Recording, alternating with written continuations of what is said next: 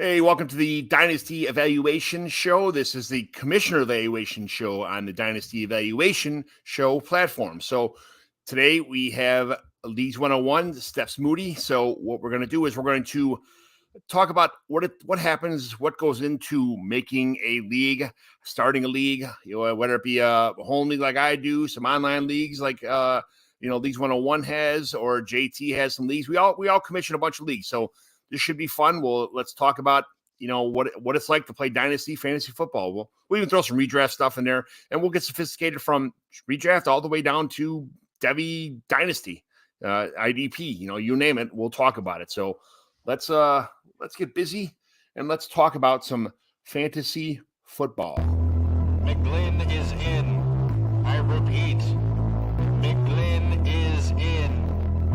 Let the fun begin. This is the Commissioner Evaluation Podcast with your host, John McGlynn. Is that Herms? He got them guests on the Rolodex, stopping by to talk about some Dynasty Superflex. Everybody, yo, commish is in. It's time to sit down to listen to John McGlynn. Yo, who we trading, who we fading, who we getting off the squad. Knowledge never overrated, playing for number one. And yo, McGlynn is in. It's time to let the fun begin. It's the Commissioner Evaluation Podcast with John McGlynn.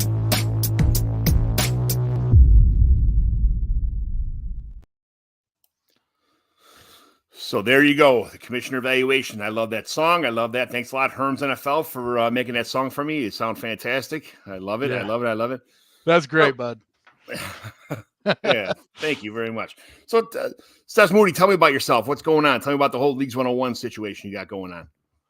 Okay, yeah. So Leagues 101, basically last year, I'd been in a couple Dynasty leagues that I'd got on Twitter and that I'd found from analysts on Twitter, and wanted to do a home league, and it was just very difficult to find 11 guys that were into fantasy football enough to put together a Dynasty league.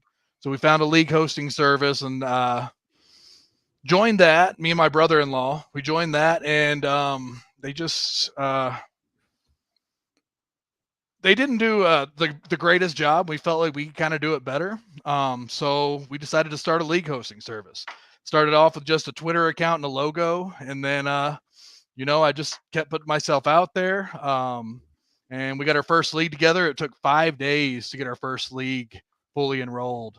And it was very difficult. We nearly just gave up on it.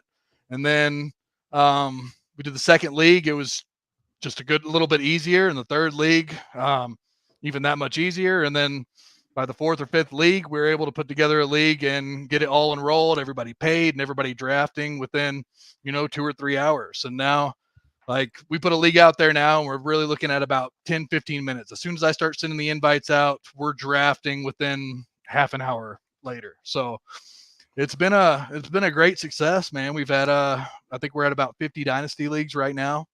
We've added 7 commissioners this year. So we're putting a lot of people are breaking their cherry with Dynasty fantasy football, in our leagues right now. So I think that's really cool. Well, thanks for setting that up for the Dynasty community. Where can everybody find you at? Where can everybody find these leagues at? Where can everybody find all your stuff at? To tell everybody where if they want to join a Dynasty league, where do they need to go? At leagues_101 on Twitter. I post every new league on there, and then you see a league posting, just shoot me a DM. I'll send you an invite, and then you're in. So I got the co-host of the Mohawks with us here today. JT just got done with an hour and 45-minute show, which is the norm for most of our shows. We'll try to keep under an hour today. We're just talking some leagues here. But JT, where can everybody find you at and all that kind of stuff? Yeah, you can find me at JT Orange on Twitter or the X. My show, The Stew with JT Brew, that I host when I'm not doing shows with you. And then I'm writing all over the place doing stuff. DLF got a couple rookie profiles coming out here in the next couple weeks. I got a few wide receivers coming out. Malachi Corley, Roman Wilson, Xavier Legette, all on the list coming out. Also, my DLF IDP rankings, my top 150 are on there. I'm updating that all the time here in the offseason, kind of as players sign with new places. And the one everybody's been asking about is the top 20 rookie IDPs. So I got my top 20 with comments on why I like certain players, and that's going to keep being adjusted all the way up, until draft season where we see some of these guys fall in the draft and then make adjustments from there. But that's kind of all my stuff. But I love this concept of you guys starting leagues.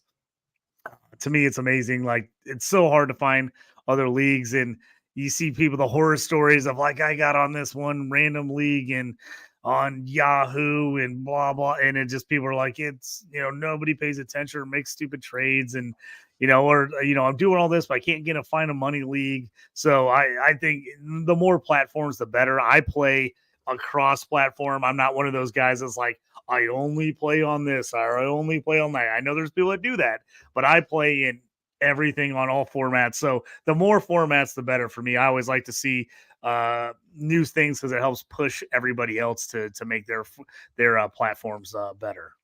Yeah, not everybody's on their phone all the time. Not everybody's on. Some people on the laptop love MFL. Some people love, we're on Fantrax here, and Fantrax has a fantastic setup. We were a lot of leagues even for hockey, for baseball, things like that. People had them on ESPN, on CBS, things like that, and they just kind of like, it's like it's easier to draft on Fantrax in some of the leagues. It's easier to draft that, desktop versions are much different. And then a lot of people love Sleeper. I'm a big Sleeper fan too. There's nothing wrong with Sleeper. There's nothing wrong with being a fan of Sleeper, or if you love MFL for the tracking, for all the information you can drag out of there. But every league has their own special sites. For me, I find Fantrax has a real good draft system. It's a fantastic draft system. They have a lot of options, a lot more scoring options than Sleeper does too. So that's, MFL, Fantrax, they have a lot of options you can't find on Sleeper. So it's if you're starting a league, give Fantrax a try. If you don't have one on Fantrax, try it for a year or two. If it's not for you, it's not for you. But sometimes you walk in. I would have never switched from ESPN to Sleeper if I didn't take that opportunity. And I would have never had leagues on Fantrax if I didn't see what Fantrax had to offer. And now I have a couple leagues on all of them, and I'm happy with every one of them individually, because when you join a league, it's not so much about just who's in the league.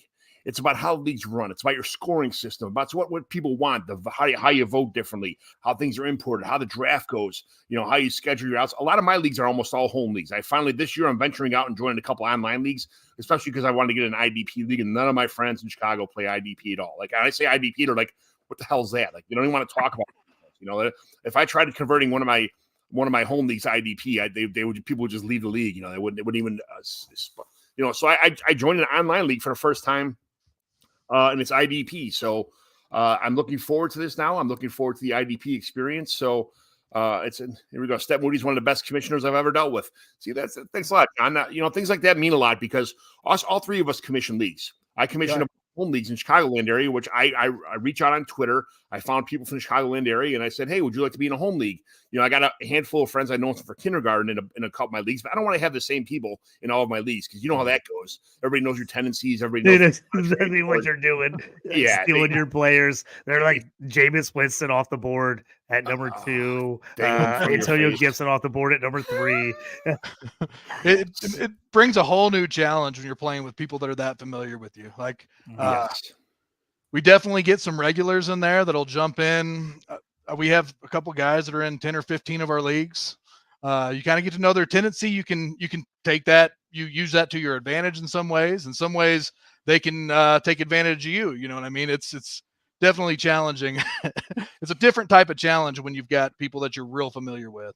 What's your favorite league to set up, and how do you set it up? Like, is there like when you first log on, not talking about the host site or anything like that. Let's say, what is the format that you found is the most popular format? Because there's still, believe it or not, like even Superflex is considered like outside the box for a lot of people. They just have one quarterback is still kind of the norm. The dynasty is like, people had said dynasty is like 1% of all fantasy football leagues. And all of us look at like redraft like it's a thing of the past, but most people, when you say the dynasty aspect, are like, what the hell is dynasty? Why would I want to keep all my players? What are you talking about? Like, what is your problem? And here, Kevin says same thing. No trade deadlines. Of course, there's no trade line. And we're all losers. Yes, that's true. So, but there's a lot of things that it goes into dynasty that you can't find in the aspect of redraft. Nobody wants to stop trading in week 7. In week 8. In dynasty, you could trade. I made 3 trades this morning when I woke up out of bed. 2 of them I sent last night, and 2 went through. I had a couple rebuttals on things I had, but man, it's offers I had. But it's people want. This is the busy time of year. People don't understand that in redraft they get the last week of the season. Once you're out of playoffs, they put their phone away, they delete the app, and they're done. I don't think people understand. Especially in home league aspects now, you're out with your friends now. I'm going to White Sox game tomorrow with 8 people from 2 different leagues, that I'm in. A couple other people we invited also that who knows if they'll show up or not, but we'll see. But they're all home league guys. They get the invite anyway. You want to come out? We're meeting at Comiskey Park, right at my buddy Jay Adesco's house. You get to hang out year round with these guys like you do in redraft league, but you can talk trades and you can talk, there's nothing to talk about when you're in redraft. Perfect time to trade, John. You go to the White Sox game, get a couple beers and some guys. Let's talk some trades at the game. That's why I love to do it. Get everybody out. Like I've made some crazy trades at the bar sometimes around with guys. And everybody's kind of talking and jabbing it up at an event or a game. And I'm like, oh, what would it take to get Najee Harris off you? Like I made some trades at that time. You could do it all year round. That's the best part. Right. I got a dopamine rush trading Desmond Ritter for the 405 just yesterday. So it's nearly insignificant, but I mean it's just fun, just building the dynasty rosters, man. So you're past, you kind of got the training wheels off. You're no more redraft leagues, right? You're almost all dynasty at this point in time. We did 2 redraft leagues last year, and to be honest, our hearts just weren't in it, and really the response wasn't in it. Like I think anybody can find a redraft league. They can get their sister and their kids to join a redraft league. To start a dynasty league, you got to find people that are really into fantasy football, in my opinion. Redraft. I just don't think on the online community. I think it's more of a home league sort of thing. I don't think online redraft. There's just a whole lot of demand for it, to be honest. So yeah, our bread and butter is 12 team super flex, tight end premium, PPR dynasties. And the biggest thing that I see, like Kevin Coleman is on here, and he's an advocate for what's called league medium scoring. Okay, it's something that is really not you could use it in redraft too, but I think it's more effective in a dynasty aspect. But it's league medium scoring where even if you lose, like it's one of those things where if you lose to the best team in the league, but you scored the second most points in the league, you got an L for that week. It's not really fair. Your team did real good, so you end up being 1-1 for the week. But the guy who beats you with the highest score is 2-0. You scored the second highest, and you get that the league medium. You get the second. You get 1 win and 1 loss because you lost the game, but you won the league median scoring, which is an average of everybody's score. And then if you're below the league median and you lost, you're 0-2. So it does help a little bit. It's one of those things that it's an aspect of a lot of dynasty leagues that's really important. It's a redraft thing too, but most people just want the horse race. Just get me to the top. I don't want to do the I want 1 win. It's kind of hard to bring new aspects to redraft leagues when people are just used to the bare minimum. So John, I'm going to jump on this because I've been pounding the table for median scoring in a ton of my leagues the last couple of years. It's so hard to get people to get their head wrapped around the idea. I've got a couple leagues that do, and I absolutely love it. Because again, like you said, if you have a really good week or your team's scoring really well, but you have a really tough schedule, you just have tough head-to-head matchups, you can still get that 1 win in there and go 1-1 and keep pace, as opposed to, when you get that, we had the 2 lowest scoring teams in the week played each other, and one of them got the win, is 1-0, and you outscored them by 60, and you got you're 0-1, and they're 1-0. I'm like, so this is a big one, especially since we're talking about Fantrax. I've been trying to get a bunch of my leagues to move from ESPN to Fantrax so that we can do median scoring, because you can't do it on ESPN's platform. Right. And it drives me crazy, especially with my hockey and basketball leagues. I'm like, hockey and basketball are made for median scoring leagues because you don't play the same amount of players every week. It's up and down scoring on who you play each week. I think I'm all about the median scoring, and I just can't get enough people to get behind it. I have a couple leagues that are in on it. But man, it's been a push, a hard push. But I think when people do it, they'll actually be like, oh, I understand why you like this and why this makes more sense, because the randomness of your record goes out the window a lot more. You're really getting the best teams, as opposed to teams kind of sneaking in to the playoffs because they had to, especially if you have an unbalanced schedule where you're not playing everybody the exact same amount of weeks, and you end up being that team that plays the 3 best teams twice. And you're like, oh, I missed the playoffs because I played the 3 best teams twice. And this other guy played all the worst teams multiple times. So I am all over the median scoring. I'm going to keep pushing it. I'm going to be pushing it forever. I bring it up every year in every one of my leagues that doesn't have it as like a voting point. I'm like, can we vote on this again? Even when it fails, I bring it up the next year. I'm like, let's vote again on this because I think we should do it. I just think that's one of the next big things that needs to come in to fantasy is the median scoring. We do a few that have the median scoring. It just takes the parity out of it. And I think it's a really good system. It's generally when we do a startup, it's going to be tight end premium, it's going to be PPR, but we will run votes on it. Basically, anybody can nominate, hey, we want to change the format, this tweak or that tweak. If we want to do median scoring, if we want to do 0.5 tight end premium, or if you want to do 2-point tight end premium. But median scoring is always kind of a hot topic. And honestly, it usually gets voted down. I'm not exactly sure why. We have about 3 leagues that are doing median scoring right now, and it definitely makes another aspect to when you're looking at the scores. Just looking at your opponent's scores, you're looking at where that median's at. So JJ, Justin Jefferson goes off for 60 points. That just jacks up the median scoring, and it's like, oh man, now I've got a little bit more to keep up with. So I think it adds a really cool element to Dynasty Leagues. So I'm going to bring in the D word, okay? Divisions. JT does not like divisions, all right? But in a home leagues, like I play most of mine in the home leagues, we have division drafts. So, the best team, all the 4 division winners that we have, it's 4 divisions, 3 teams. Division winners have a division draft. It's part of the offseason fun where the worst of the division winners gets to pick in the draft. It's a snake draft. So we get the first and last pick. So usually the first pick in the division draft is the worst team in the league. So being the first pick in the division draft is the worst thing. We're sitting at the bar, we do our division draft while we're before the rookie draft, sitting around with beers, just having a good time doing off-season games like this. But in your leagues, you do divisions or usually all points leagues? Gotcha. So you do a draft on who's in what's division each year? So yeah, so it's not once you get drafted in a division, you're not stuck there forever. So Gotcha. whoever wins, it's a new division again this year. We haven't done a draft yet. It happens at the rookie draft. So what happens is we'll do we'll go over any rule changes in person. People MF me the whole time, and we did this, or why couldn't this happen, or why can't you guys vote on this? This sucks, blah blah blah. Somebody's always about something, some kind of point score, some kind of change, or more people in the lineup, or less people in the lineup, or whatever. You expand the rosters or more IRR spots. Those are all hashed out together at a bar, at a restaurant before the rookie draft, and then we have a division draft where whoever won the 4 individual divisions is in part of a rookie or a division draft. So whoever was the division winner with the highest record goes 4th, and then 2nd, 3rd, and the division winner with the least, the most max points gets first and last pick. So there's 8 teams left. Gets first and last pick in the draft. So you get, we're all together. We all make fun of whoever gets picked first because that means you're the worst team in the league. That guy wants you in his division. So it's just more ball busting shit, like to talk about in-person leagues. So that's what a division draft is.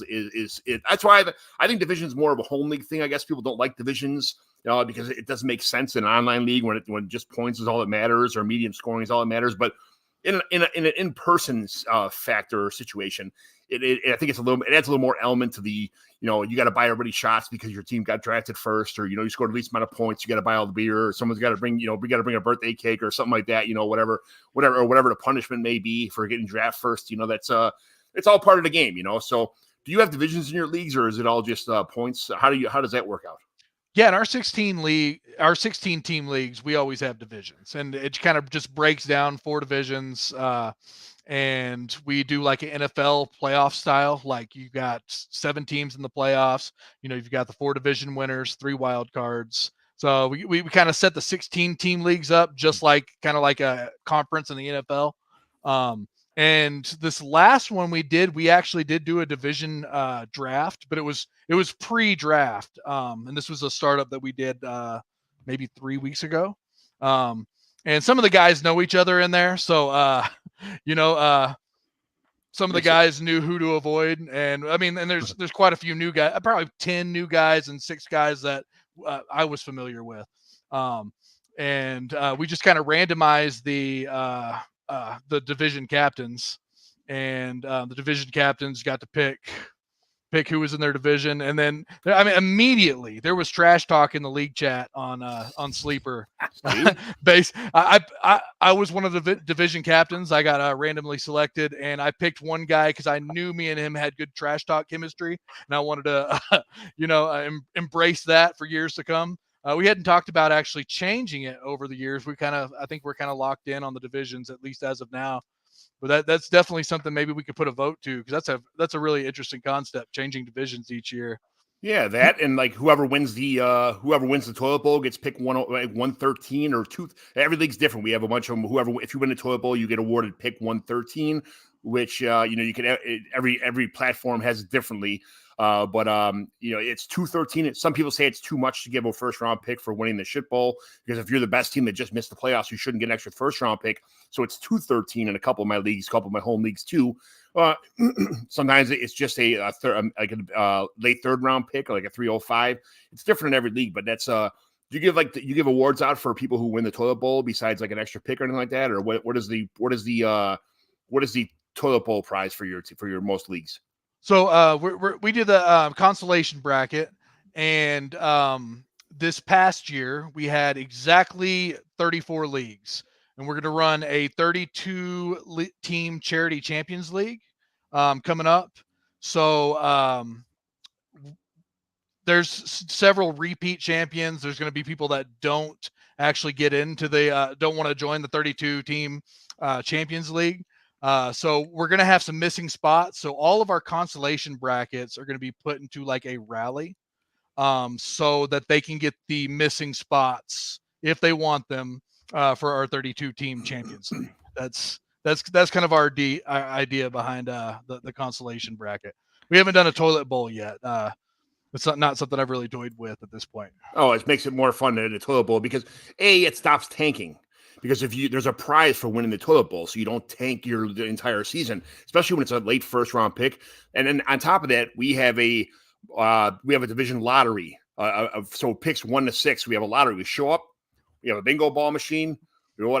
Picks you get out of 96 balls, the first 40 balls would be whoever the least max points for, and then so on and so forth. For you have 5 balls, picks 92 to 96.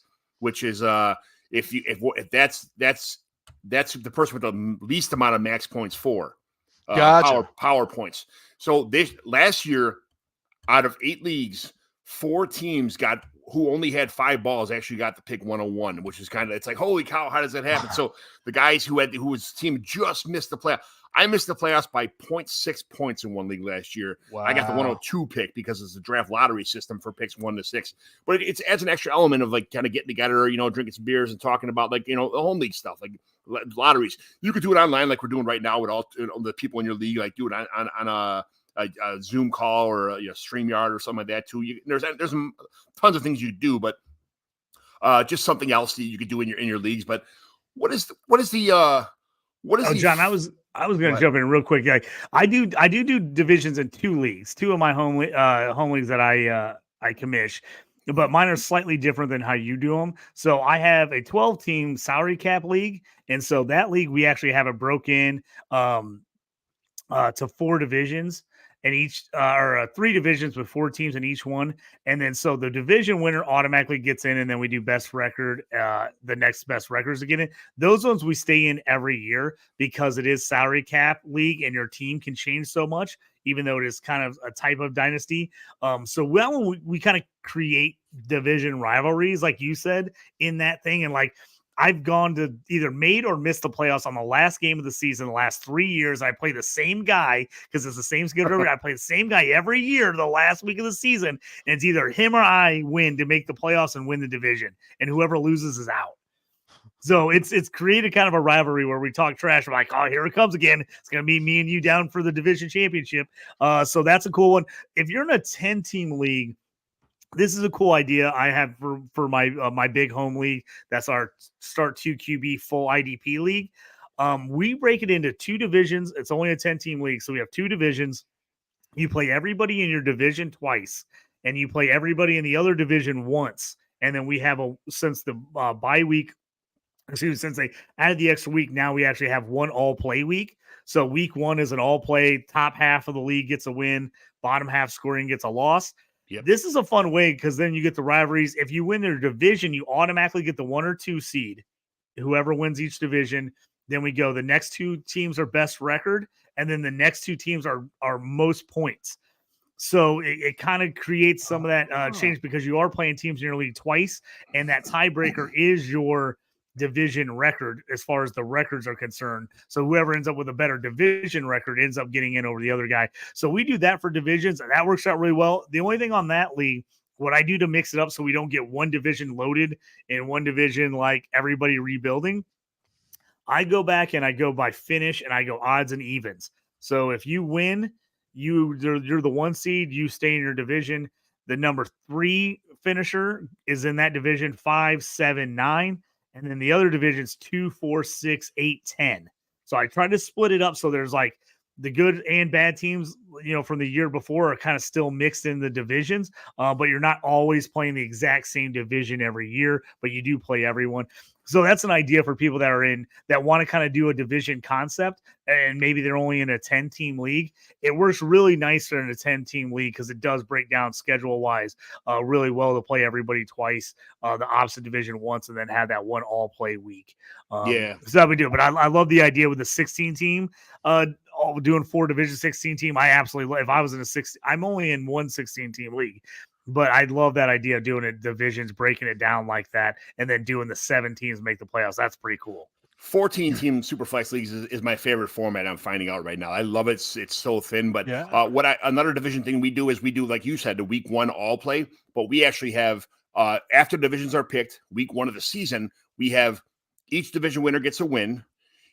Whoever the most amount of points gets a win, whoever the least amount of points gets a loss, and whoever is in the middle gets an actual tie. So you're not getting a loss, you're not getting a win, you're getting a tie, which it comes beneficial because I remake the entire schedule for every home league where you play your division opponents in week A. Division 1 is the division play all, and then 2, 3, and 4 is versus your division opponents, and 12, 13, and 14 is also your division opponents. So you actually have 3 division games, which goes great for tiebreakers at the end of the season also. Oh, so that's cool. Yeah, so just more things to think about, kind of stuff like that. But one more, speaking of divisions, me and Andrew Hall just started a 32-team league. Oh, nice. So it's 32 teams. It mirrors the entire NFL. So I changed teams like 3 or 4 times. Now I have the Tennessee Titans, so it is what it is. But we have every player that's on the Tennessee Titans. No defense. It's no IDP. It's all the offensive players. So if you're a fan of the Bengals, you get all your Bengals players. And it's going to stay the same until June 1st. At June 1st, whoever's on your roster is on your roster. Right now, if somebody gets traded or somebody gets picked up somewhere, that person's on your team. It is what it is. June 1st is the deadline. At that point in time, the roster's locked and it becomes a dynasty league at that point in time. Whatever happens in the NFL, you have to trade your guy to somebody, before that. So it doesn't matter. But we have to redo the entire schedule. When the schedule comes out for the NFL, I'm going to have to redo the entire schedule for all the teams that are I'm the commissioner for the AFC. Andrew Hall is the commissioner for the NFC. And that's kind of how that's going to work. Then we have to do all of our playoffs on a spreadsheet after, but we'll keep track of it. The exact same playoff rules as in the NFL with a bye and 9 teams. So it's a nice concept. It's PPR, tight end premium, all that stuff too.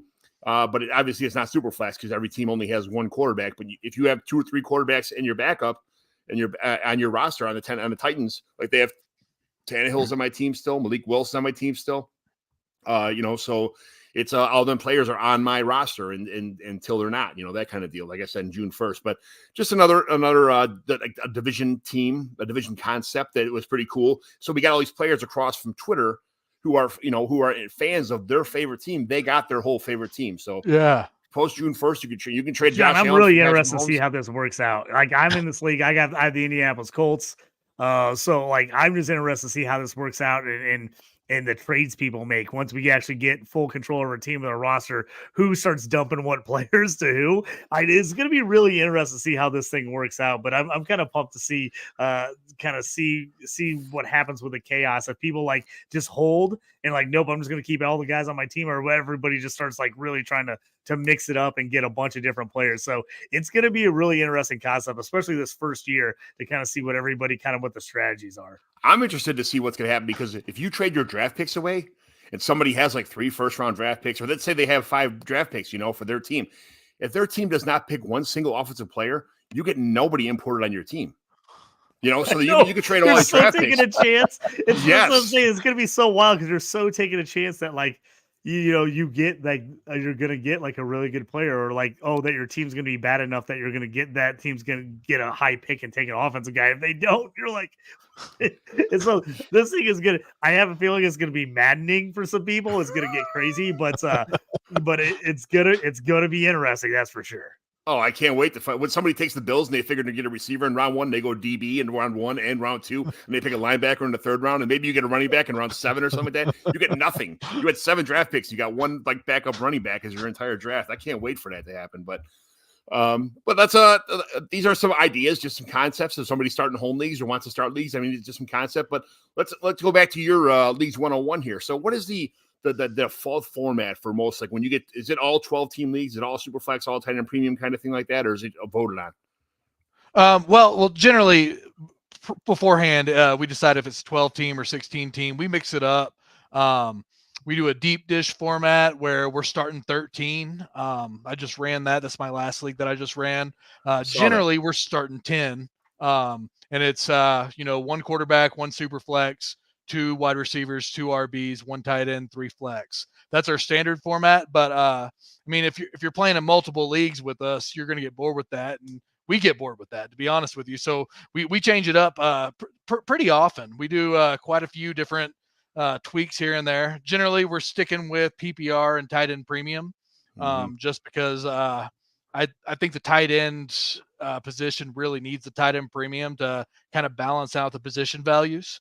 But each league we'll go into, we'll vote on whether the tight end, what the tight end premium is going to be, and quarterback scoring, that sort of thing. Once the NFL draft is completed, we will start doing some guillotine best ball leagues. Was a huge hit last year. Love those. Have you done one before? Yes, I did. I do the who's it? John Bosch runs the guillotines for the John Bosch. I jumped in one last year too on that. Super fun. I get like 4 or 5 of them, and just because like try and set my lineup and just like cross my fingers. I'm like, oh great, I got 3 guys hurt and the 2 teams on a bye this week. I'm not so well. I end up winning by like 2 points. I'm like, yes, guillotine. I was so mad. I got to the finals and I blanked before it was like a Thursday night game or something, and I was like, oh man, I didn't go check lineups, like waiver pickups, and like I missed it and didn't get to pick up any of the guys dropped by the other teams that lost. And I was like, no, and I ended up like I ended up totally screwing me. And I ended up losing because I wasn't paying attention. And I had like guys on buy and I didn't have the right guys to put in. I was so mad at myself because I'd played great all year. I had great pickups throughout the whole season. And I weaved my way through. I wasn't like at the top of the league, but I was like right in the middle where I was like staying alive to where I could pick up some guys when these guys got dropped. And I blew it the last week of the season. I was like so mad at myself that I forgot to jump on early and get in there and get the last waiver wire pickups. And it ended up costing me the league. Who was in Thanksgiving, the last minute scratch at tight end that cost me? I was my last guillotine league I was in, and I woke up in the morning. I had a bunch of those that ended up hurting me. I was like, no, I didn't look at it, and then I didn't move the guys. That's what happened. I didn't move them out of my lineup, and I didn't get guys picked up, and I was like, no, it totally ended up screwing me. And I set up my lineups. We were out till 4 in the morning with my sons, so he was home from college. We're out him and a couple of his friends, me and wife were drinking all night long, having a great time. I set my last before I went to bed. I woke up and all of a sudden it says IR next to my tight end's name. I forgot who was it. It wasn't Hawkinson. It was somebody. I can't remember who it was, but I'm like, and I lost by like 2 points. I didn't have a tight end. I'm like, I would have just moved my tight end over if I would have saw that on time. Yeah, I had like I didn't have a tight end. I didn't have like something else that couldn't play because they were like on buy or something was weird, and I just didn't make the move. And then I couldn't make a move because the games had already started, and I was at that point I was done. I was like, no. Guillotine league, you're out. One decision that, I was like, out. no. I was like, I can't believe I didn't make that move. So y'all tried it DNC is fun. They're all best ball. His was best. The one I was in was a Scott Fishbowl, a different Scott Fishbowl one, and it was actually a lineup one. So it wasn't best ball. You had to actually pick a guy and put in a lineup, and that's what got me. If it was best ball, I would have been all right. but it was a lineup one, and I didn't get my guys switched out in time, and I also missed the pickup period with whatever money I had left to pick up the guys, and I'd screwed myself. But best ball is awesome at guillotine because, like, yeah, you don't have to have that problem when you missed. So that is definitely where I like best ball, especially it's on formats that I don't use a lot in case, because I am in 40 leagues. If for some reason I forget to check that one, I'm like, oh, cool, my lineup is already, like, at least it's set somewhat. Maybe I missed out on a guy picking up somewhere or something, but yeah, that's that is a cool. I got to get it in a guillotine. John, we got to get a guillotine this year. The one I got to get one. It was start 10, but you can only have 16 people on the roster, and it was super flex. And, I'm like, oh, great. And it was not tight end premium, so there was no reason to have a second tight end when I already had a stud. I forgot who it was, but man, I'm like, you got to be shitting me. So I didn't have room for a second tight end because I needed a backup quarterback, and I needed, another receiver and a running back. So there was not room to put a second tight end on there. But that cost me. I got knocked out of the guillotine on Thanksgiving morning. I was like, I won a Scott Fishbowl, one of the Fantasy Cares leagues. I won a league and I almost lost it because it was a best ball with no pickups. I didn't take a second kicker, and it was one of the leagues that a kicker had to be in the lineup. And I'm thinking, you only need one kicker, right? My kicker goes on IR like week 4 or 5. I don't have a second kicker on my line. I'm getting a 0 for that spot every week because I can't replace it with anything. And I'm like, I just learned my lesson. Read the rules. I thought, like, I've been in ones where, like, a kicker could count, but it wasn't, like, necessary. And this one was like, you had to count a kicker every week. I ended up winning the league, but I, like, almost lost because I didn't have a second kicker and I was getting a 0 every week. So I'm like, definitely, guys out there, read those rules. Make sure if you can't have any pickups, you have at least all backup at each position if that is going to count every week. I've been ones where, like, a kicker or a quarterback can count and, like, in that flex spot. But yeah, that one almost buried me. John Rhode Island, first week I got chopped because he had one quarterback and it was Aaron Rodgers. No waivers, no nothing. You're just SOL. So they're like, oh no. Jusky's just that one. They just in the misery right away. Just like, done. Right. Take me out to pasture right away. Just get it over with. Yeah, we're good. Yeah, that's where you got to look at those leagues where there are no waiver wire moves. You got to go like, oh, I'd rather have this guy, but I probably should take a guy that's a backup in this other position in case I have someone. Because you play in those one leagues, there's like, oh, you only need to have one tight end, one running back, one wide receiver, one QB, and then everything else just kind of fills in with your highest scores. Those ones you're good at for the most part. But man, you get those ones where you get locked in a set roster spots and you got to have 2 or 3 guys count. You got to really start thinking about who you're drafting at the end of drafts to make sure that works. And you really got to pay attention to bye weeks in those ones too, because you can get smoked on all the bye weeks. That's the biggest problem. I usually never pay attention to bye weeks, and I've had to learn in those leagues. I'm like, start looking at the bye week, Justin. Like, all your guys on the same, like, 2 bye weeks, you're gonna be buried and out of the league. Especially in guillotine, man. It's brutal. Right. Those guillotine. I'm glad you said that. These are awesome. Yeah. You can live with the loss in, like, a regular dynasty league. You're like, oh, I'll just pile up my all guys 1 week and I'll just take the hit that 1 week. But then you do it in a league like that and you're like, oh, now I'm out of the league. You're like, you got to spread out those bye weeks big time. The Monday night sweat, man, is just ridiculous in the guillotine leagues. Like, and a regular, I mean, you get the Monday night sweats in any league because, like, man, if JJ doesn't score 20 points, I'm going to lose. But, like, no, you're going to literally lose your head. Your season's over. That's it. If you don't pass this guy, it's so much fun, man. So you started an IDP league this year, right? Yeah, we did. So tell me about that. How does an IDP work for some people who don't? How is your IDP league set up? Because this is my first year. The league's not filled yet. We haven't voted on the rules and scenarios. So how did you set up your IDP league? So let's see. I'm super interested in this because I know I love defense. I played football my whole life. I know the positions. I know what the value are of people, but obviously fantasy value is different than on the field value for some positions. And some positions are cheat codes. Like wide receivers getting a catch every a PPR or half PPR, 1.5 PPR for tight ends, 1.75, or even running backs getting first downs. That adds up a lot. What's the cheat codes for? What did you guys find out for the scoring for the defense side? So we basically ran our IDP league. It was just our standard format. So all the offense, like one of our regular 12 team leagues, all the offensive players. And then we had one linebacker, two defensive backs, two defensive line, and two IDP flex.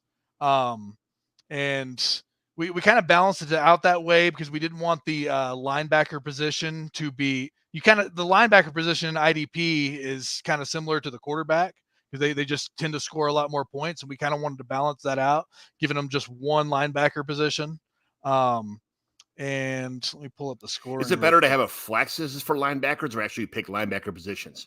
JT, what do you think about that when you're in your leagues?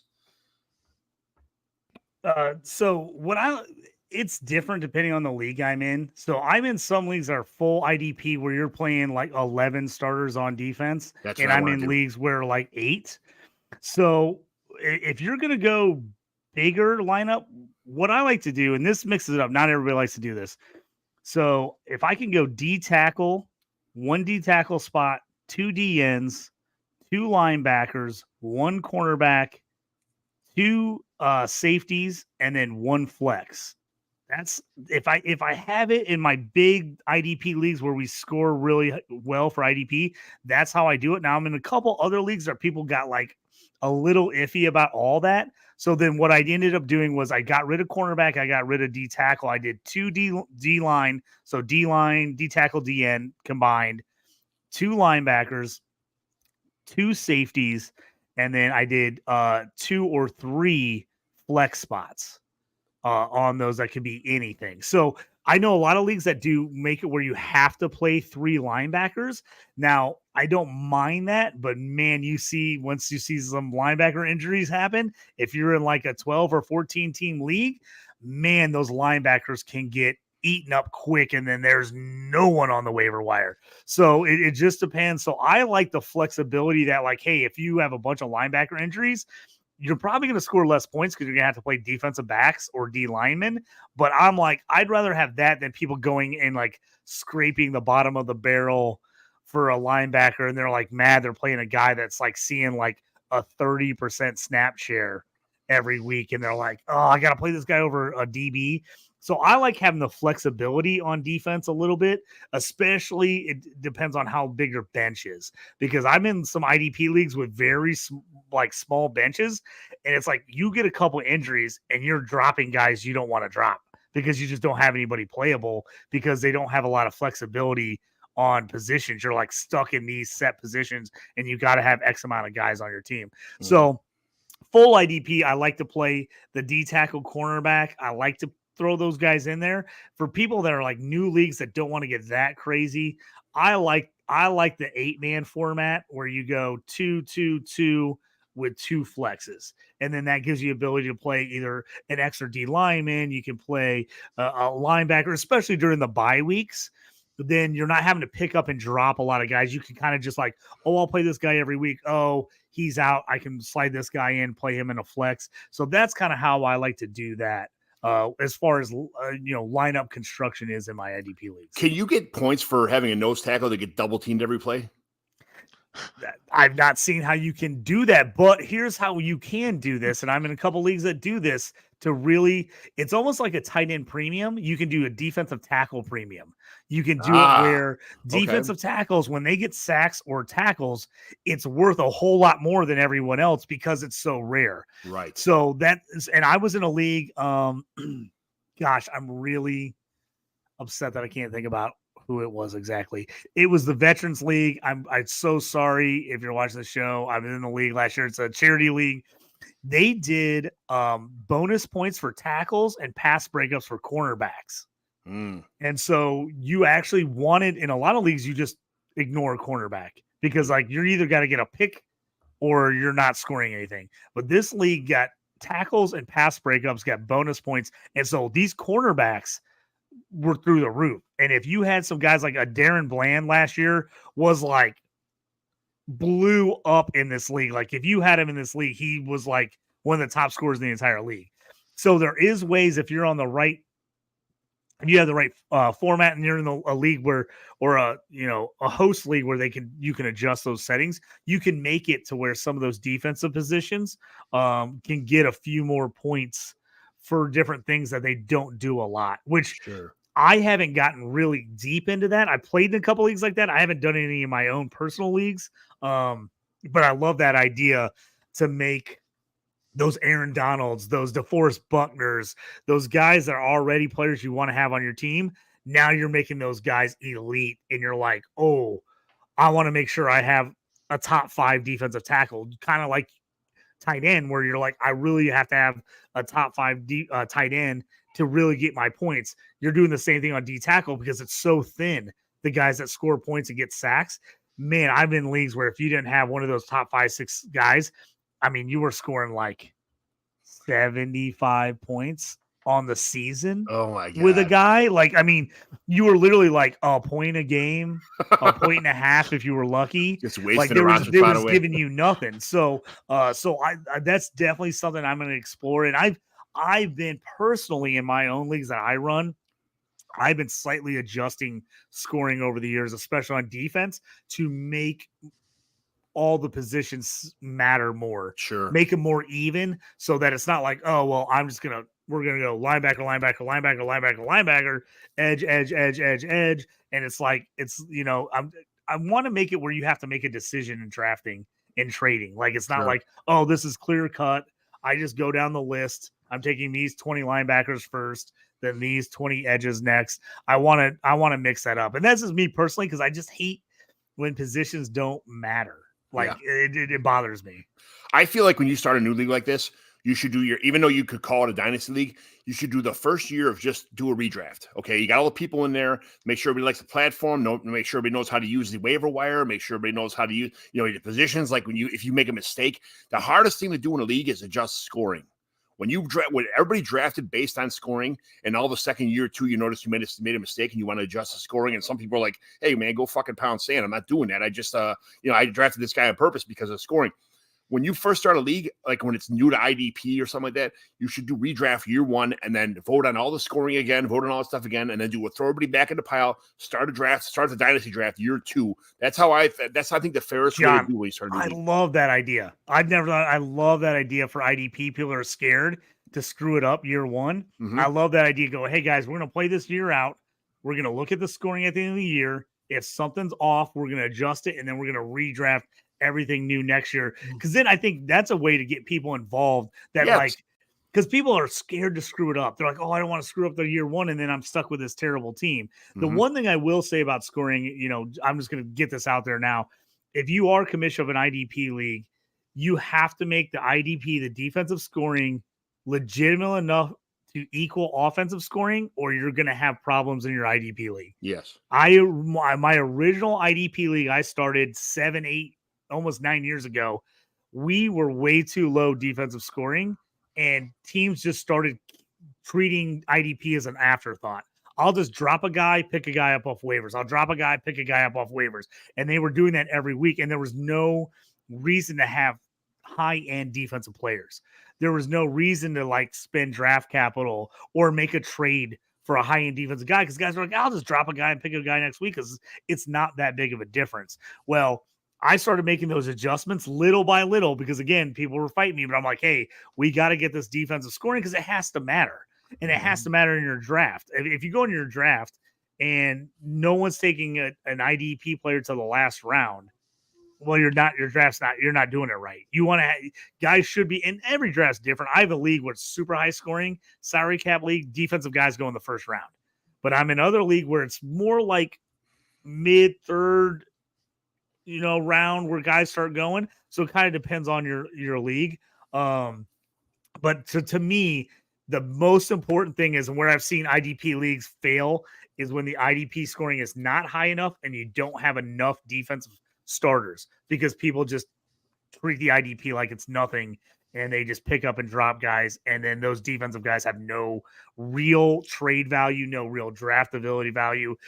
So that is one I will warn people. If you're starting one, definitely go out there, look up some scoring systems. There's IDP 1, 2, 3. There's a couple other different ones out there, but definitely make sure those guys are scoring enough, or every league that I've had that didn't have the scoring correct ended up league failed or people just dropped IDP altogether. They're just like, screw it. We're going to not use these IDP players anymore because it just became an afterthought. It's like, why are we doing this with one ID player? Why are we're only playing 4 IDP guys? Like people just eventually quit and they're like, we'll just go back to a team defense. So. Yes. Zach Pulowski. When I grow up, I want to be like McGlynn and JT when I grow up. So that's Zach is one of our home league homies. He, I want to play pickleball like Zach. I want to get out there. He's got to teach me some moves. I just drove by the pickleball court on the way back here. I was like, Zach's like a professional pickleballer. Yeah, that's hilarious. But what do you think about? So, how did you guys set up your dynasty league steps? Just what did your? I think we got to the did you adjust any kind of scoring? Is it you're locked in no matter what? You guys going to figure it out the hard way on the dynasty, or did everybody vote on the scoring, or it just kind of sets like a standard that came like with Fantrax or with MFL or with Sleeper? Like, how did you determine what you were doing for the IDP? Yes. Yeah, basically we had 2 of our commissioners that had been really into IDP, and they got together and they had a good long chat and discussed the different issues that they had run into when playing in IDP leagues, and they came up with a format, kind of presented it to me, and I was like, I signed off on it, and they put it out there. They just definitely wanted to make sure, like you were saying, that the defense was scoring enough that it would matter. They're starting 7 IDP players, so they definitely wanted to have that element. So it was a 45 round draft. It was the longest draft we had ever done. We're doing seven rookie rounds in that one, just so that we can, the rookie defensive players that come in can be drafted as well. So I think they did a really good job. It seems like you look at the game logs of the defensive players, and they're scoring right along there with the offensive players. So I think the defense will certainly be very prevalent and important to focus on. I think you could probably build in that format. You could probably build a team around a defense and compete just as well as if you built the team around the offense. So I think they did a pretty dang good job. Yeah, I love what Steph just said there. That is the key to IDP. The best part is you don't want to have one build. Like if you don't have Patrick Mahomes or you don't have Josh Allen, if you load up on awesome defensive players, you can still make the playoffs and win. Perfect example. In my salary cap league, the guy that had in a super flex league had Patrick Mahomes and Josh Allen and missed the playoffs. Missed the playoffs because you know what? He spent all his money on those guys and he didn't have a lot of money to spend on any of his defensive guys. And the people with great defenses, you look at their offense, you're like, oh, that's a pretty mid offense. In a regular league, it would be bottom half of the league, but he was loaded. Those guys had loaded defenses and they just scored a crazy amount of points. I had a league I lost in the championship game. I finished dead last year. The other guy that finished second to last, we both went to the championship game the next year. And it's because of the draft. We picked a ton of defensive guys that blew up. And then we actually had guys come back off of injury that really helped us. And I probably had the better team. His defense went off in the playoffs. He scored like 350 plus points, like 3 straight weeks. And it was a defensive guy scoring 20, 25, 30 all over the place. And he ended up winning it. So that's what you want. You want to have it where it's a different build. That's why I like IDP, because you can win different ways. It's not all about having the number 1 running back, the number 1 wide receiver, the number 1 quarterback. If you got a good build all across your lineup, you can win it. So that's where I like the strategy does not have to be the same as everyone else. And your build can be completely different and you could still win the league doing it that way. Also, what Steph said that I really like, 7-round rookie draft. So that's what I do in my home leagues that are IDP, 7-round rookie draft, so that you can get those defenders in there, but make sure you either have a big roster or a big taxi squad. So I have a taxi squad. In one of my leagues, it's not usual. I have a 3-year limit on the taxi squad. Most leagues are 1 or 2. But I like it where you can draft those defensive guys and you can sit them on your taxi if you need to, and then the next year you can pull them off and then you really use those guys, because then you feel like you can grab some of those rookies that you're like, ooh, that guy's young. He's probably not going to see a lot of playing this year, but he could be a stud in the future. You want to reward people for taking the chance on drafting those guys, not be like, oh, well, he didn't start, so now I got to cut him because I don't have any space on my roster. I think Dynasty having room to stash guys, at least for me, is key, because it makes the draft that much better. If I have leagues where we have almost no room to stash guys, I'm like, why am I trading for draft picks? I'm just going to have to cut those guys. I'm going to have to cut my 3rd, 4th, 5th round pick because I don't have enough room on my roster. I want to have a place where I can feel like I take a shot on a long shot tight end. I want to take a shot on a safety that played, safety in college, but maybe moving to linebacker, a guy moving linebacker to safety at a small school who might take a year or two to develop on defense. Like, I want to be able to take those guys and kind of and be able to sit on them and not have to give them right back. So most of my IDP leagues are 5 rounds, but I've settled in on my league that I love 7 rounds. And that's a big reason why, is you can take a shot on some of those IDP guys. And I tell people all the time, you never know. I got Shaq Leonard with the last pick of the last round of my IDP draft, and he turned around and absolutely blew up the league and was like a top 3 scorer that season. And people were like, oh, these rounds don't count. I'm like, they don't count? I just had a top 5 player in the entire league, and I got him in the last round of the last pick of our rookie draft. So, like, those are the types of stories I love, because I'm like, you could take on a guy from South Carolina State who got taken in the 2nd round and can hit, and we all love that feeling, man, when you take that guy and he hits. Yeah. I knew before everybody else knew, it's like, that's the best part of it. And I love that part about IDP. Yeah, the Puka Nakua of the IDP, right? Exactly. Right. Absolutely. Exactly. You take that guy late that, everybody else is like, these are, these are just worthless picks. Like you were saying, Steph, at the beginning, you're like, hey, trade Ritter for a 4 or 5. There's a lot of guys I like in a 4th round of this year in drafts, especially in IDP drafts. And that's the other thing about IDP. If you get IDP, it pushes some of those offensive guys down. You can get some great value. I remember in an IDP league getting Michael Pittman in the 3rd round. And I was stoked. I couldn't believe I got Michael Pittman in the 3rd round of a draft, but everybody started hammering IDP in the 2nd round, and he dropped to me. So that's a thing that, kind of changes the outlook too. You can get Jameis Winston in round 7. Good. How many taxis probably get him in do? round like 30. If you're in a startup right now, you could probably wait a while on him. Yeah. So what did you say? How many taxis do y'all do? How many taxis do y'all do with the IDP generally? In the leagues I run, I do 10 taxi spots, and that's again, I do 2 to 3 years. I do 1 in 3 years just because we voted on it, and like a bunch of people wanted to hold on to guys and like really take. So we did 3 in one of my leagues, but most of my leagues are 2 years, and most of them are 5. The leagues I run are 10, especially if we have IDP guys, because I want to be able to put defensive guys on the taxi. A good example is like Lucas Van Ness from Green Bay. You knew he wasn't going to immediately come in and play. I drafted him a couple leagues. I wanted to be able to put him on my taxi, knowing that this year or next year he might blow up. While I was in another league, we only had like 5 taxi spots and a really small roster, and I ended up having to cut him after I drafted him. And I was pretty pissed about it, but I had a couple injuries, and I didn't have a D lineman to play. And he was barely playing at that point for Green Bay. I was like, I have to go get a guy that's going to score me some points, because at that point I was in the mix for the playoffs. I was like, I can't just take a hit. So that's why I like those extra taxi squad spots. But those are, if I have 10, it's because I'm in a league that has like 40 or 50 roster spots. Gotcha. So I have a pretty big roster. So I'm doing that 10 team. Other leagues I'm in that are a little bit lower, maybe a 30-man roster or 35. A lot of those leagues, it's only 5. But man, to me, the more taxi spots, the more you can make trades for draft picks, because you can get those 4th, 5th rounders knowing that you can stash them. If not, you're like, okay, why am I trading for these guys? I'm just going to have to cut them.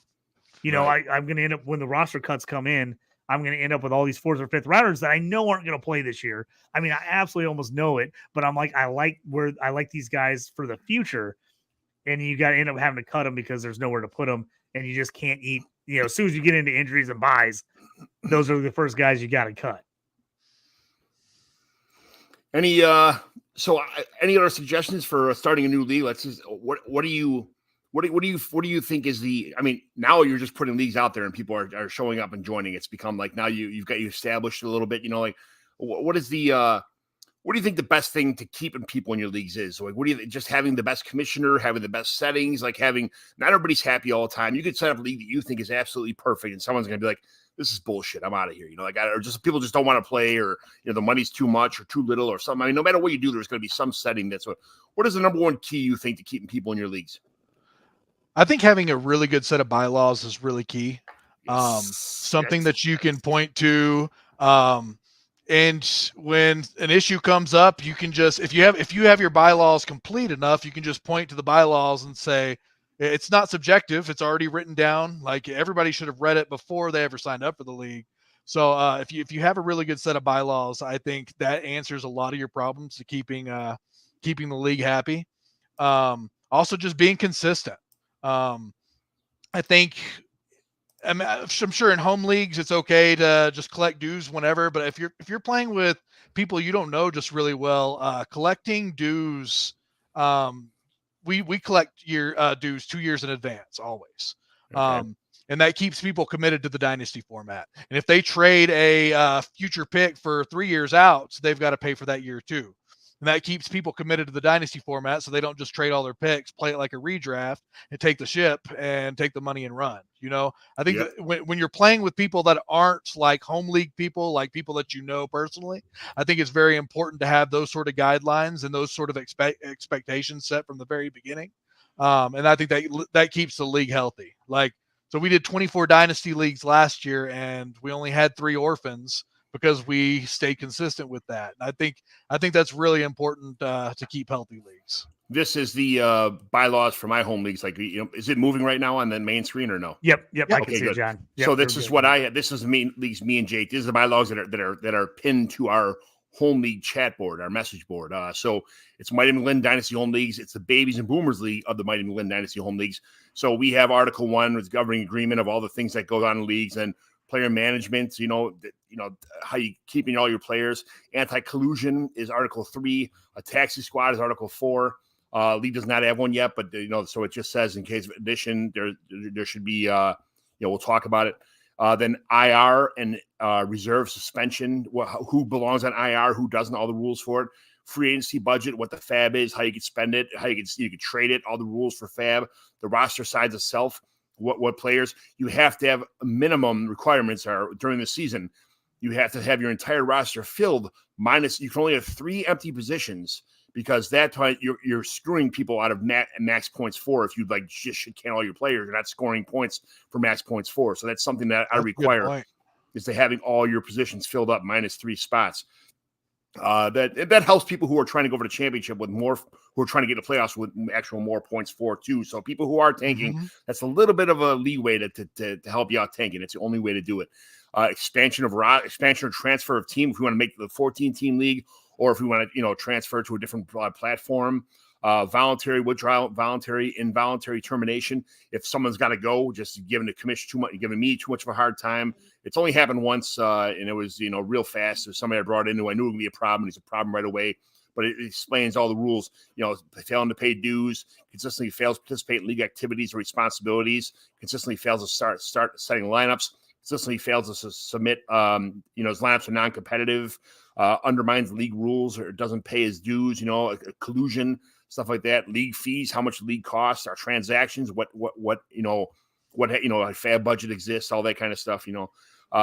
Conference alignment, draft order. This is not the draft order determination, but the conference alignment, what divisions will look like from the startup. League draft rules, draft order determination for the inaugural year 2 and beyond. What happens year 2, 3, and rookie drafts. Rookie draft determination order, how the drafts actually occur, how they pay out, or how they play out.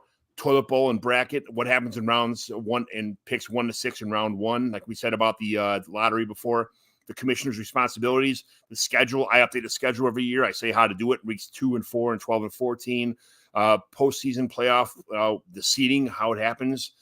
Divisions of the pod, where the money goes to, who gets it, and how much they get. Tie-breaking procedures. all that kind of stuff. You know, that head-to-head, division, points for, max points for, points against, and then the coin toss of all that stuff, depending on, there's wild card tiebreaker things, there's division tiebreakers, and then scoring, it just says there's a tournament on Sleeper. Some leagues have Fantrax, some leagues have ESPN, some, that kind of stuff. So, the bylaws like that, I think are, not that they're the best bylaws in the history of bylaws, but I think it's a pretty good start to have, let's everybody's on the same page. And I can always be like, it says right there in Article 17, you got this and that, and this is 20 years of me getting screwed over in different leagues where all that came from. It wasn't just I just drew it up one day. Right. So okay, John, it's fantastic. This is one of the things about running leagues that I really learned from you was the being very, very detail oriented on these bylaws. It's one of the things I got burned big time early on as a commish, where stuff we talked about or we voted on at the draft, and I didn't have it all written down and like put on the page. And so then people were like, well, did we really vote on that? And what was the vote? And I got burned with people fighting me on that stuff. And so this is a huge thing, I think, being able to get these bylaws together. John, do you mind if people message you to get like a sample of your bylaws? Because I know I'm going to update all mine this offseason. I know I'm going to go back and look at some of yours for our leagues, because I think you did such a good detailed job of like going through them. Obviously, you'd want to adjust them to your own personal league. Sure. But is that all right if people send you messages at John McGlynn 75 on Twitter, and you can send them over some examples of how to write up bylaws if someone's never done it before? It took me 20 years to get these things, and I'm more than happy to share the experience so nobody else has to go through 20 years of taking it up the ass and getting yelled at and stuff like that on this stuff. So I'd be more than happy to share it with whoever. And there's some people don't want divisions, some people don't want stuff. You could change and alter these whoever you want to, but I think it's a good starting point for it's a nice like outline, nice backbone. Yes. And the one really thing I think is nice about Sleeper is the fact that you can easily pin that to your league. So when people are like, Right. oh, what is this rule? Boom, it's here. Go look at it. It's in section 5. That's the top thing on every league chat for us. Are the bylaws are pinned right there at the top. I think that is super smart stuff. I mean, that is something that, people have to go back and look in. I'm looking, I've had teams, people are like, well, we had them I put them in the chat one day, and I'm like, okay, well, we've had 500 people say something in the chat since then. Like, where are they now? So if you can get them where you can pin them, I know I'm in some group me's on some My Fantasy leagues where they have it in group me chat where it's pinned there. I have somewhere people have saved it where you can save it on your Google Drive. But anytime you can, obviously it's easier to put anything near your page where you don't have to go searching for stuff. So I definitely think that's a huge thing to do. It's something that some of the leagues I moved from ESPN over to Sleeper and some other platforms that I'm definitely, that's on the top of my list as a commission this off season, is to go back, relook through all my look through all that and make sure that everything's updated. Anything that isn't on there, it's a little bit questionable, we bring it up immediately at the draft this year or before the draft and take votes on it and then get it in there. Because I was in a couple leagues last year where we didn't have any of this, and it started to become a problem. People started bringing up like, well, no, I thought it was this, I thought it was that, and it got really hairy. And then we started taking a bunch of votes, and then the commission was like, all the people were like, why are we voting now? Like, they want, people were like, hey, we got to vote on this stuff way before like the rookie draft, before the season started. And we had the commission throwing out a bunch of polls during the season or like right as the season was starting. Nothing. And I had to like keep people together because people were like, I'm quitting the league. Like, this is why are we voting on stuff right now? I'm like, yeah. So I had to like message the commission. I'm like, hey, dude, we're going to have a lot of people quit this league if you don't hold off and say like, hey, we'll vote on this next year. My bad. I should have brought it up earlier. Because he didn't bring up stuff till it was like almost August. And then people were like, whoa, we can't be voting on this stuff right before the season starts. We got to have time to make trades, prepare, draft certain ways if we're going to change point structure or other things. So as a commish, get that stuff done as early as possible, and definitely get those bylaws out there. John, you taught me right on that one. Got to have those bylaws set up so you can go right to it as a commish and be like, here it is right here in writing. So you don't have to fight people about it. One last thing, if you're going to start one of these leagues up, either do it now or wait till after the NFL draft, because during the draft time, people are going to drag their feet for every second they get and see who got drafted somewhere. It's the worst thing in the world when you have a draft during the middle of the NFL draft and somebody's waiting the entire 24 hours or resetting the bidding clock, what do you call it, leagues? when you're bidding for players. Yeah, Auctioning. yeah. When you're When you're in auctioning and auction. stuff, John, I had the same thing happen last year. We had a commish who didn't get orphans filled, and it was all the way up. And then all of a sudden, we were doing the rookie draft, and it was a DEVY league, and we're actually doing DEVY draft when college football's already started. Yeah. So we had people just waiting to see like games, what happened, and they're like, "Oh, that guy had a great game." All of a sudden, you see boom, boom, boom come off the board in the DEVY draft because they just watched them. They had a great game, and I'm like, this is kind of shady. Like people are like taking forever to look their turn and waiting to see what happens here. So I agree with that. Like drafting when stuff's actually going on is a nightmare, and especially the draft. Yes. I had one league last year. I didn't think they were going to do it. I signed up for it. Boom, they just opened and started drafting. And I'm like, oh, we're not waiting until the rookie draft's over. We're doing it during the draft. And people are just like holding out the whole time to see who's the next pick the next day, waiting to see what got, oh, this wide receiver went here. Boom. All of a sudden they got drafted in our draft. And I'm like, because they had like an 8 or 10 hour clock and they had like all the time in the world to wait to see what guy. I was like, yeah, that pissed me off. I didn't 24-hour clock that reset to 12 hours after somebody made a bid. It was absolutely terrible. Like it was, yeah. So the same thing. You got to all that stuff. I was in a league. That league's over with already. It was one of those things, They were like, oh, I'm already at it. Yeah, goodbye. But anyway, we had an hour. We'll definitely, Steph, thanks for coming on here. I really appreciate it. We'll have you back on to kind of talk about some more league stuff. This is just kind of get you in the cycle here, getting you on the show, starting to talk about some. This is being a commissioner is one of my favorite things. JT's a commission, you commission, a bunch of leagues and start them all up yourself. So we'll have you back on. This is, awesome, this could be a 4-hour episode. This could be a 24-hour episode if we wanted it to be. So we'll have to cut it off, But yeah, it's this easy, man. Just I'll send you a link. We'll get back on, and we'll definitely have you back on. So tell everybody where they can find you at, what you do, all that kind of stuff one more time on the way out. Tell them how they sign up. Tell them how they get a hold of you guys and the best way to get signed up for a league, or like, is there a list? Do you got to get on lists and then people jump into a league? How's the best way to do that? If people are out there like, ooh, I got to get in a league. How do they do that? So find me on Twitter. First, follow me on Twitter at leagues_101. And I post every new league that we're putting out. I post it on there. Then as soon as you see the post, if you want to join the league, check out the details, and then send me a DM, and I'll let you know when the league's going to be, when the invites are going out. I'll send an invite to basically everybody who sent me the DM, and it's first come, first serve. So if we got it's a 12-team league, the first 12 guys that click the sleeper link, they're the guys that's in the league. And if you don't get in that one, it's fine. We run about 2 to 3 startups every single week. So if you can't get in that one, we'll get you in on the next one. Just follow us on Twitter. That's or X, I guess now it is. Yeah, are you guys exclusively doing your leagues on Sleeper, or is there a couple different formats you're using? Right now it's just Sleeper. Okay. Yeah. I always have people ask me that. They're always like, I want to get in a league. This type of league, do you know anybody that has a league? And then the next thing they're always like, oh, what format is it on? Because like I said, some people care, some people don't. Like I'm one of those guys, I play on everything, but I have some people that are like dead set on they only play in sleeper leagues, or they only play on MFL leagues, because they're like, all my leagues are on that, so I just stay with that. So that's always a good thing for listeners to know. JT, where can everybody find you? On sleeper right now. Very nice. At JT Orange, doing a little bit of everything. Check me out on all kinds of shows here with John, with you on the Stew with JT Brew. I got my hockey show. If you're into hockey tonight, here in about 30-40 minutes over on the Stew, check out that on YouTube or Spotify. Tomorrow we'll have that show up and running. And again, hit me up with anything, IDP questions. I got my IDP ranks up on DLF right now, top 150 plus top 20. And I'm updating that all the time throughout the offseason here as guys kind of sign new places and people change.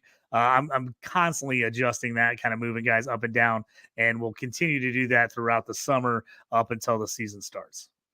Fantastic. John McGlynn 75. You could follow me on X. Follow the Dynasty Evaluation YouTube channel, the Fantrax YouTube channel. Follow Nick Script. Follow everybody that's involved in the Fantrax family here. And thanks for being part of the show. Thanks for watching. Almost 200 viewers today. So thanks for stopping by and listening to us talk Dynasty Commissioner, Dynasty just commissioning and leagues all in general. So thank you very much. Have a good one, and we will see you next time. Have a good day.